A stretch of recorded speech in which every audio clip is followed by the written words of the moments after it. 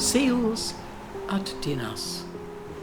Evening, a croak of choughs, bills berry bright against grey cliffs. Gannets fold angel wings to arrow the indigo sea. Wave-skimming shearwaters scream to their burrows. Down the long green aisles of the Irish Sea, seals swim home in their collars of water, slither ashore, heaving their slippery weight from the lift and dip of ocean's buoyancy. Against the rose window of the setting sun, they gather on rocks and the sandy shore of secret bays. Their long lamentation, the psalm of the sea, the voice of the place.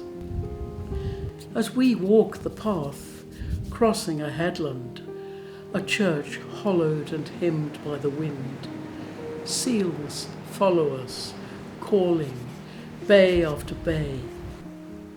At the foot of the cliffs, in the fading day, the seals are singing. We call, they call, till over the sea and the shore night falls and silence, but for the come and go sound of the tide and the salt breath of wind